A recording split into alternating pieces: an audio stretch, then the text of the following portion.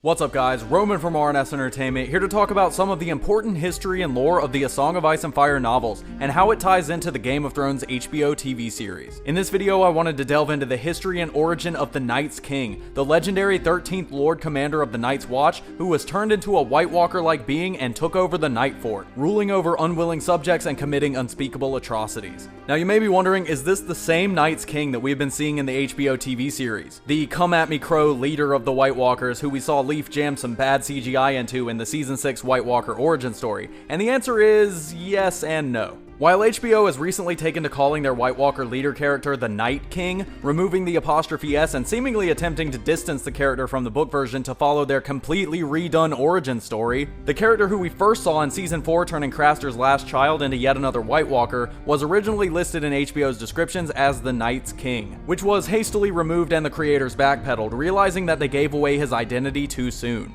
In Season 5, they seemingly cast away these apprehensions of using the character and revealing his existence, bringing him into full focus in Hardhome, which seemingly cemented him as the main antagonist, as much as a series like Game of Thrones can entertain such a simple idea, of the entire series. So to explain why this both is and isn't, mostly isn't, the same Night's King as the legendary figure in A Song of Ice and Fire, I want to delve into the history of the White Walkers, the timeline of events from the war between the Children of the Forest and the First Men, the signing of the Pact at the Isle of Faces and the movement into the Age of Heroes, the arrival of the Long Night and the White Walkers themselves, the formation of the Night's Watch and the defeat of the White Walkers in the Battle for the Dawn, and the 13th Lord Commander's encounter with the Corpse Queen, aka the Night's Queen, and his following rule over the Night Fort and eventual defeat at the hands of Brandon the Breaker and Joramun, the King Beyond the Wall. In the Dawn Age of Westeros, the Children of the Forest were the dominant species of the continent until the arrival of the First Men, the first humans to settle in Westeros after crossing over from Essos on the no longer existing land bridge known as the Arm of Dorne. Their encroachment angered the Children as the First Men chopped down trees the Children considered to be sacred and built fires to expand their dominance, starting a war between the two that would result in the Children raising tidal waves to break the Arm of Dorne and flood the Neck, though the First Men were coming ever closer to wiping them from existence, being bigger, stronger, and having more deadly and advanced weaponry. The First Men and the Children eventually came together on the Isle of Faces and formed a peace treaty known as the Pact that would usher in the Age of Heroes, an age of peace where most of Westerosi legend and the formation of the Great Houses occurred.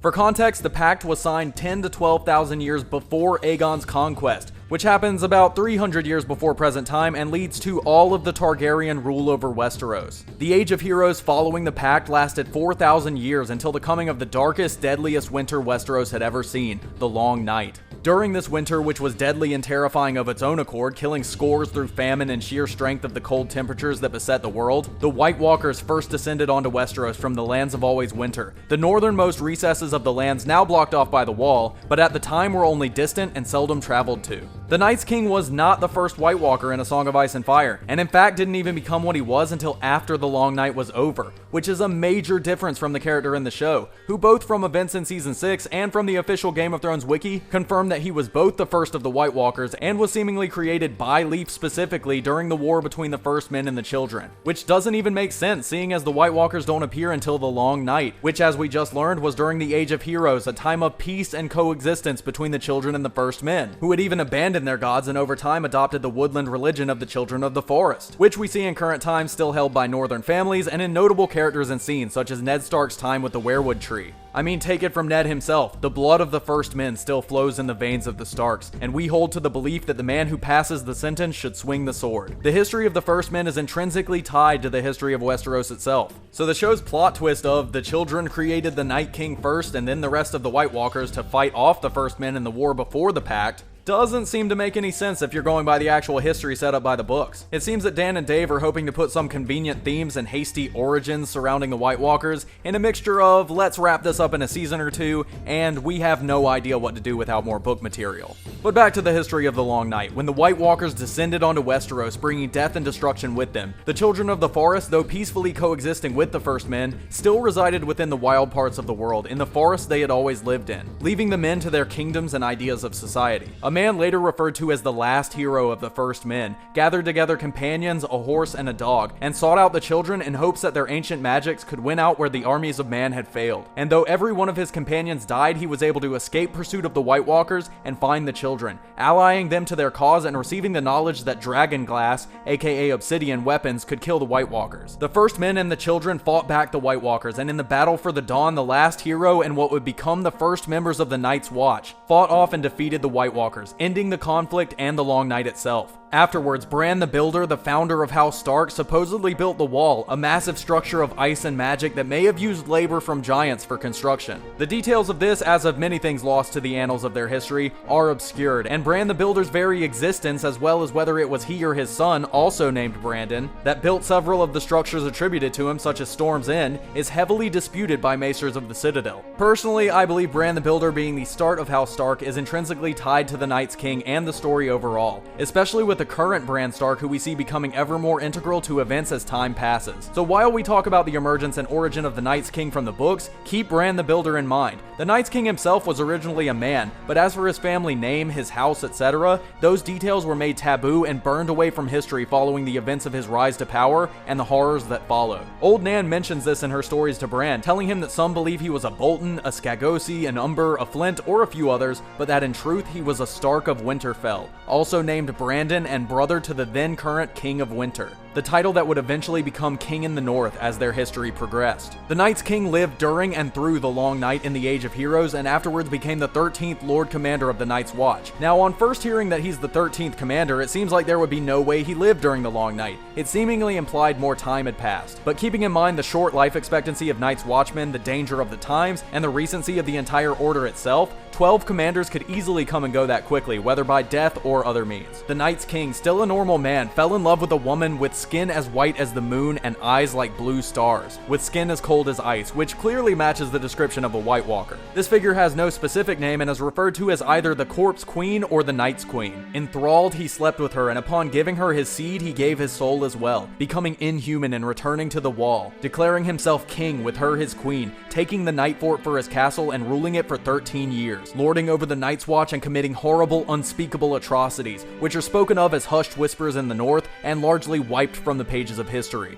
After 13 years of horrors, another Brandon Stark, Brandon the Breaker, who was the King of Winter at the time, formed an alliance with the legendary King Beyond the Wall, Joramun, the man who originally blew the horn which woke giants from the earth, and stormed the wall from both sides, defeating the Night's King and ending his reign of terror. When it was found that he had been making sacrifices to the White Walkers, exactly the same way Craster's last child and many of his other children have been sacrificed, all traces of him were wiped from history, his name forbidden and forgotten, and all records of him were destroyed. Now, this is going into subjective territory here, but this could also have been to protect the legacy of House Stark. If Bran the Builder went on to become the Night's King, it would tie the Stark lineage to the White Walkers and fall in line with the statements in the books that the Night's King was a Brandon Stark, who was eventually defeated by another Brandon Stark. And if you look to the present, we have yet another Bran Stark with a namesake tying back to these events, who is one of the most prominently opposed and important figures against the current White Walker invasion. This could be, in my opinion, history repeating itself in a way, with another Brandon Stark forced to confront their family legacy and defeat the very first Stark, who after raising up the wall declared himself king of it, becoming the very thing he sought to defend the world from. Another old Nan quote stands out and seems to support this. He had been the 13th man to lead the Night's Watch, she said,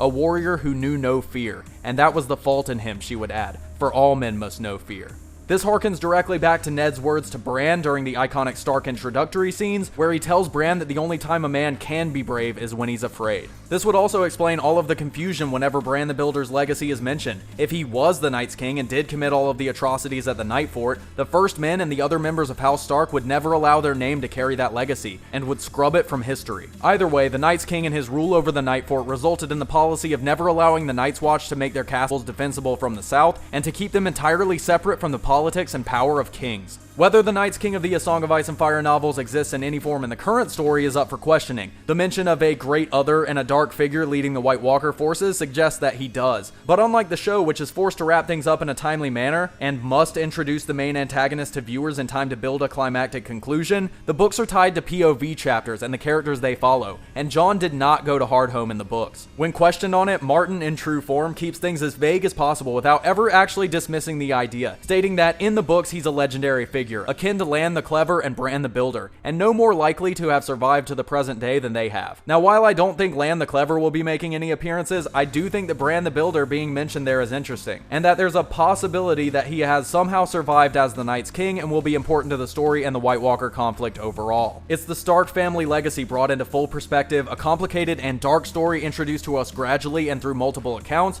but that is my take on the Night's King within the A Song of Ice and Fire novels. As for the Night King, the White Walker leader in the show, I do think that this is HBO's interpretation of the character from the books. I think that once it became clear that Winds of Winter was not coming out in time to give them more answers, they decided to take the character in a completely different direction and move towards the more easily digestible and simple explanation that he was the first White Walker, created by the children in a Pocahontas Avatar-style conflict between industrious, destructive human beings and the more tribal, nature-centric children of the forest. The age of the Night King in the show is listed on the wiki as around 12,000 years old, accounting for the earlier creation before the Pact, which again just affects and changes the entire timeline of the story as we know it. Rather than some new and original story idea by the show, I think this is just a way to wrap things up in a nice little bow and come up with a standardized ending, because there's no way Martin could finish the ending before HBO has to. They've been given the outline by Martin, but the way they get there is entirely their decision, and the ones they've been making lately are to diverge entirely from the source material to the points of remaking the entire fucking timeline and history. So I hope that you learned some new stuff from this video, or at the very least found it entertaining, and if you did, make sure to give it a thumbs up, share it around, and subscribe to the channel. Also, make sure to check out our weekly Game of Thrones, The Song of Ice and Fire podcast, The Long Night Podcast, which airs every week right here on YouTube at 6 p.m. Eastern Standard Time. Follow us on Twitter at Roman_RNS, and let me know in the comment section below what you'd like to see in future videos.